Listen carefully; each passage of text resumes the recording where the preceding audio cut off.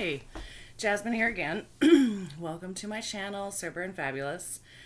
This is day 2, and I'm still working on just what I just did, trying to pause the and get more comfortable just speaking to an audience. Eventually, what I'd love to do is start being a motivational speaker, and I'm actually going to reach out to my aftercare program. I've already talked to someone there about speaking there. I have rehab facilities around me, and I don't think it even has to be a rehab facility to talk about what I've done. I've kind of contemplated schools. I'm going to reach out to some people as I approach year 1. Tomorrow is actually my 300th day sober. Congratulations to me. Feeling good about that. And I take my glasses off. I feel like there's a glare.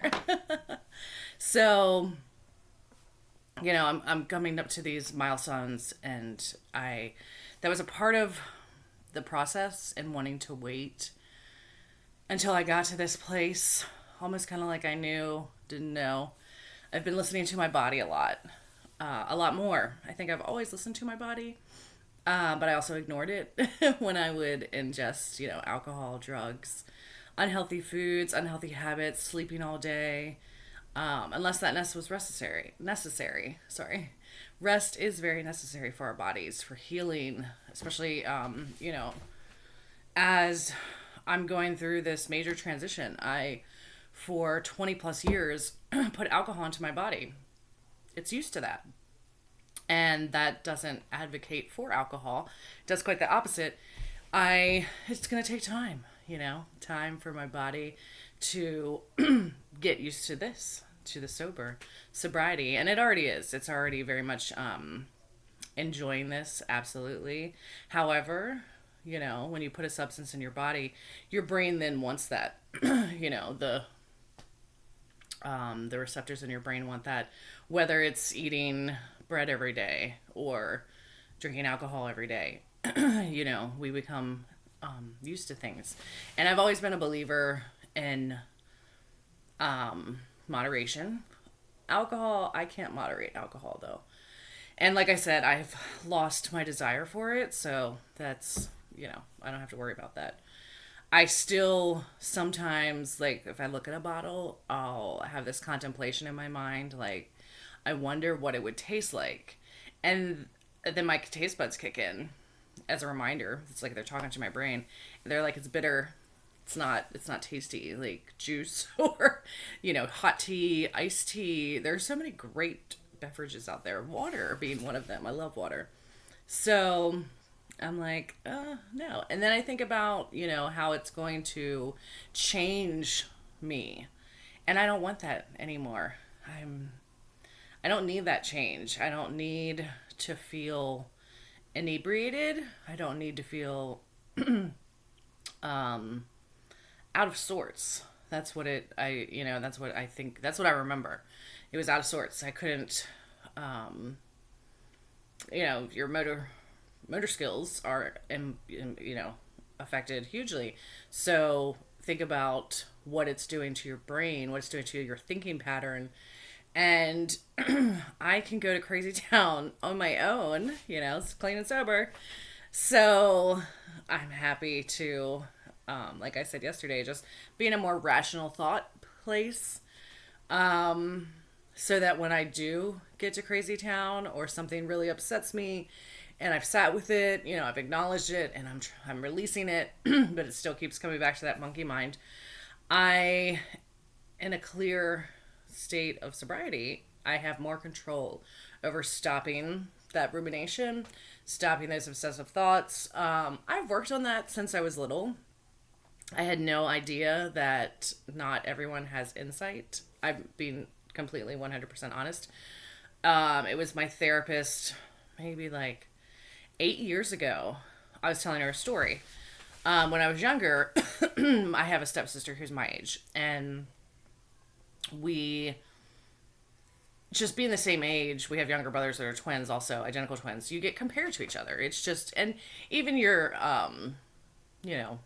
kids in your class, the same age, you're going to compare. People are going to compare. And I was getting I was starting to feel jealous, and I didn't want to because I looked like a 10-year-old girl and she looked older. It was just the way that her body, her genetics, developed. And so I thought to myself, I was telling my therapist this story. I was really upset with myself for starting to get jealous because it's my sister. I love her. But these jealous thoughts were really just starting to like take control of me and make me angry for nothing that she did. So I was laying in bed one night and I thought to myself, I want to overcome this jealousy. So I'm going to think of 10 things that I know she does not like about herself because we're close. She confided in me, I confided in her. So I thought about those 10 things. By the time I got to the 10th one, the jealousy, like that power that jealousy had, just gone. I think I fell asleep. Pretty sure I did. Never, ever had a moment of jealousy towards her again. And so I tell my therapist that I did this between the ages of 10 and 12. And she just looks at me and she's like, how old were you? And I told her again. And she's like, that's incredible.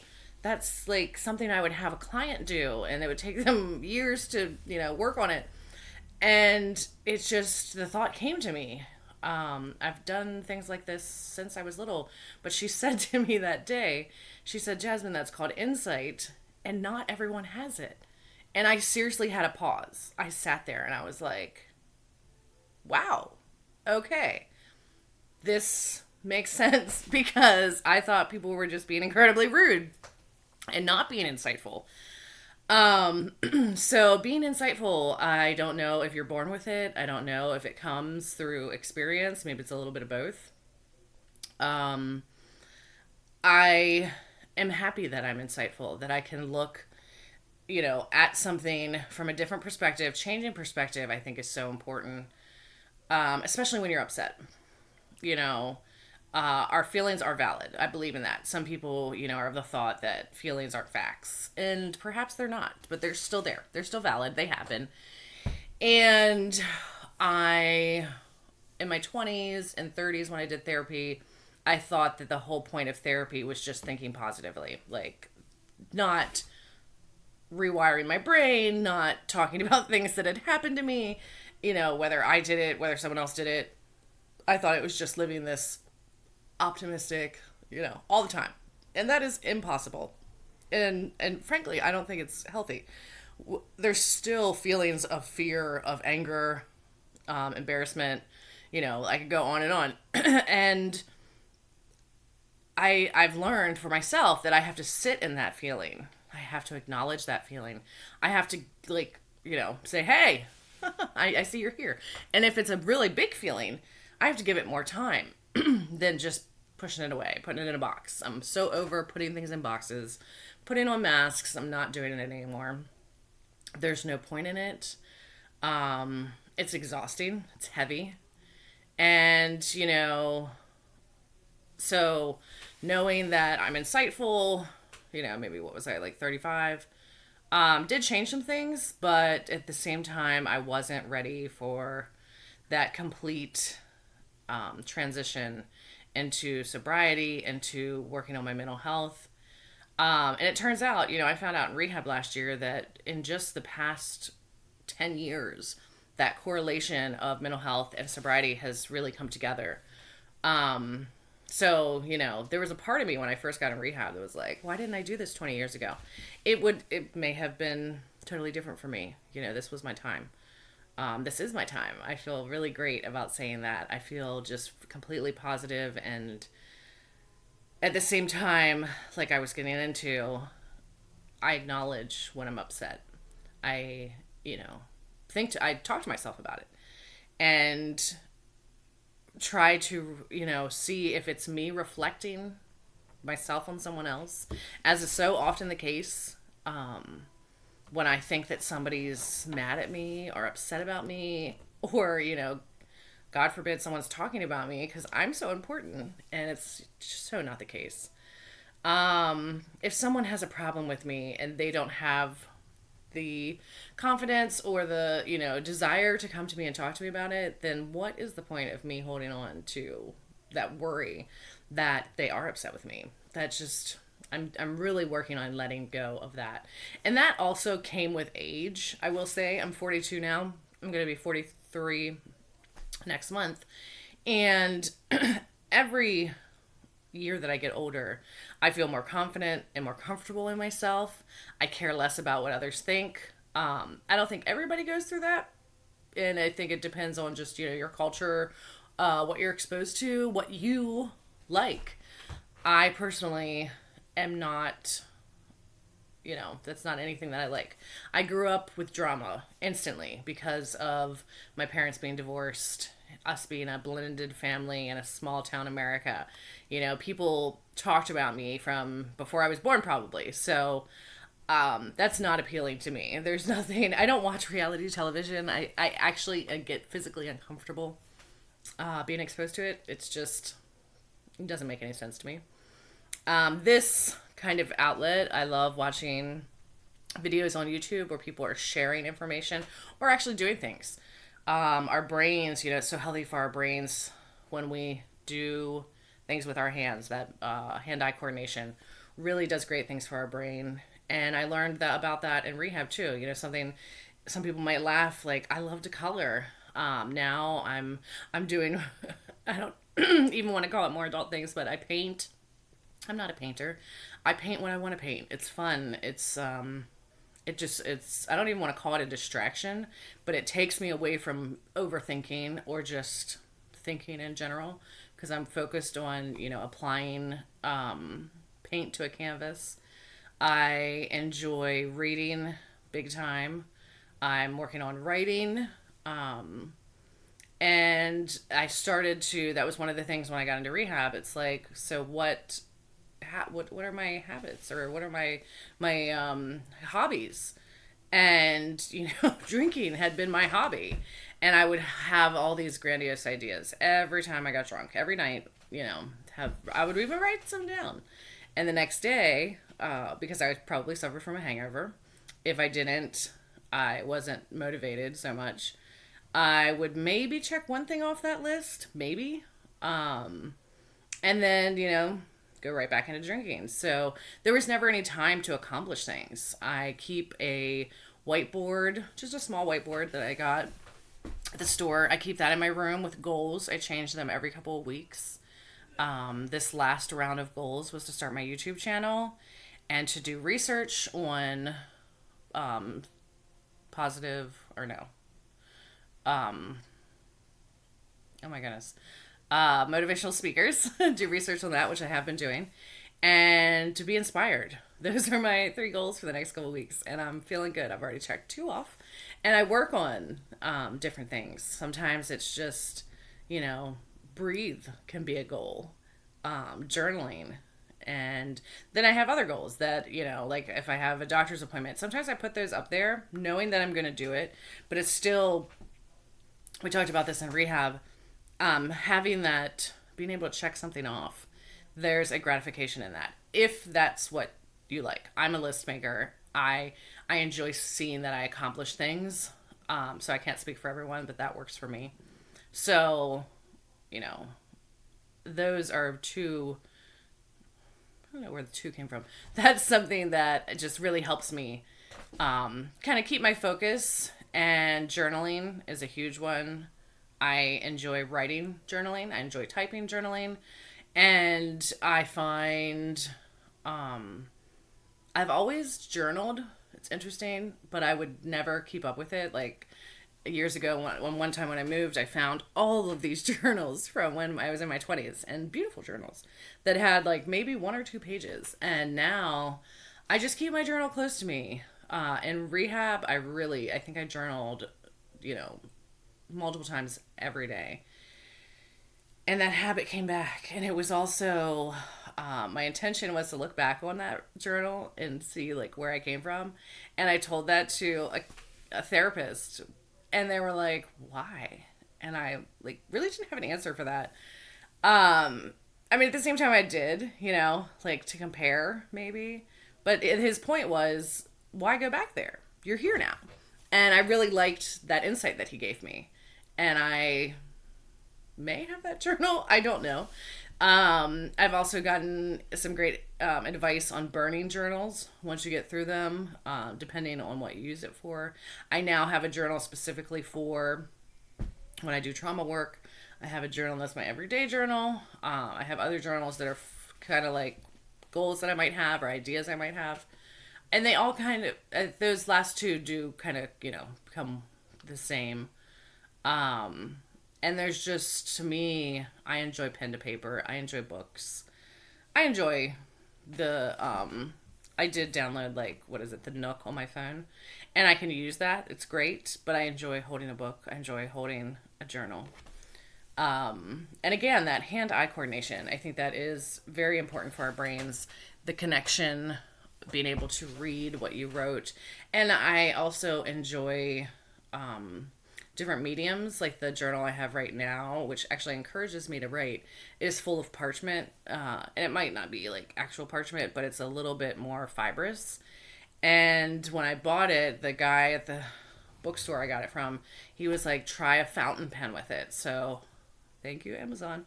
Ordered some fountain pens of different colors, and it's glorious. I recently bought ink just in a bottle that I have. A friend of mine years ago gave me this beautiful hand-blown quill that I haven't tried on it yet, but I need to. So, and I learned that in rehab, about using different colors of ink, and sometimes using pencils, sometimes using pen.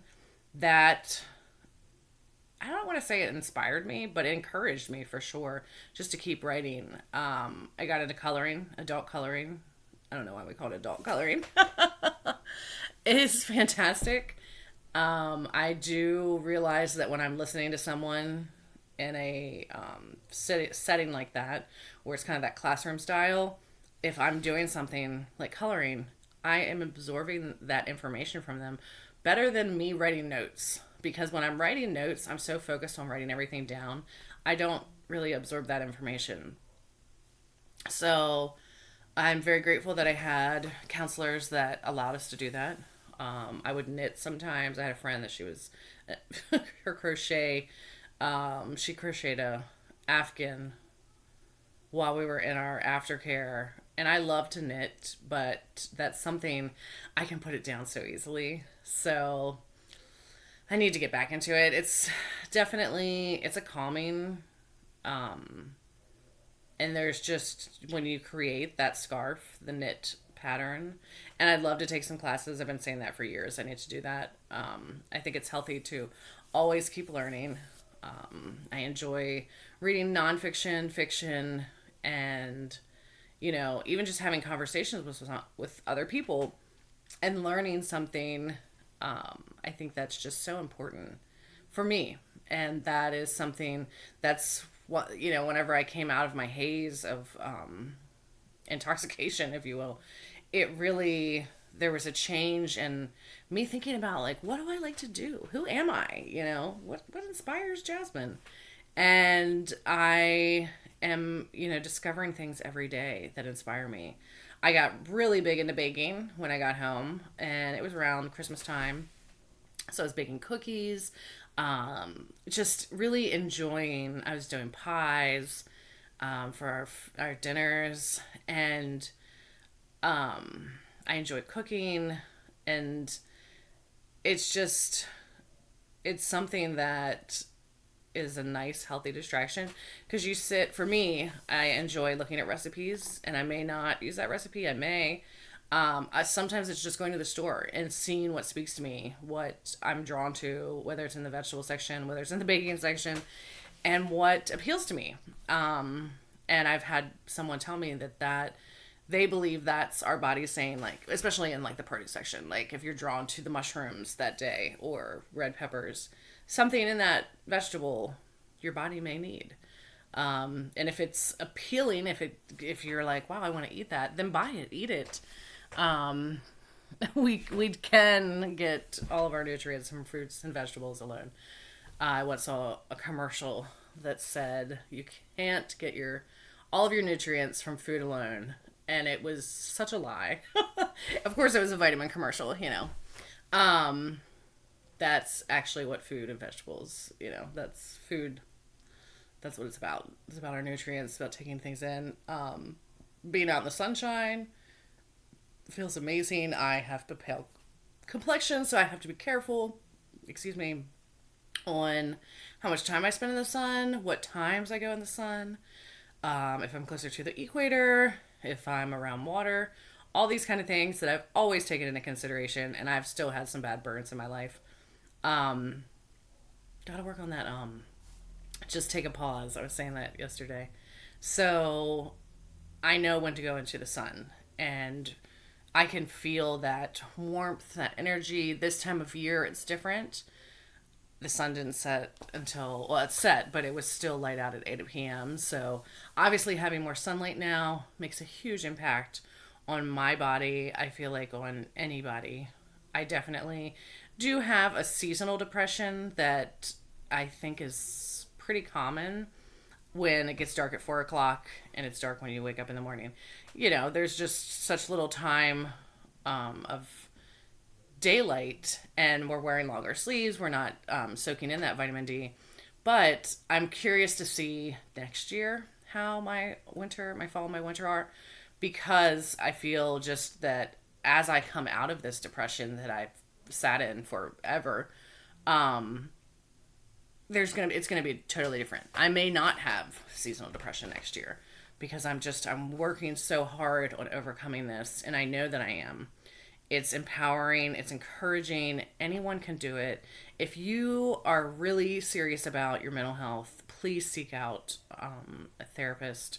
Please seek out someone that's doing what I say, CBT, cognitive behavioral therapy. There's also another one that I can't remember, but I'll look into it and talk about it tomorrow as well. I just encourage you to do that. If you feel like you need to quit drinking, you need to quit doing drugs, reach out to a rehab or an aftercare program and just go. Try it out. It's not, you're not, you can walk out. Nobody's obligating you to be there. You volunteer for yourself to go in there, but I highly encourage it. It's helped me tremendously, and I wouldn't be here today if I did not take those steps and, become vulnerable, admit that I was suffering from an addiction, and also just stop lying to myself that I was fine. I was not fine. I was far, far, far from fine. And now, 10 months later, I can say that I am fine. I am on the way to fine. And I work on being fine every day. So with that, I'm going to sign off. Thank you for tuning in. If you have any comments, feel free to make them. Every day, I'm just going to kind of see where I want to go, see what I talk about. I might be more specific on a topic. Like I said, this is just the beginning. So I'm really grateful for anyone that stops in and listens, and I hope that this positive energy that I feel spreads out to others in the universe, and I just hope you have a lovely evening. Thank you. Bye.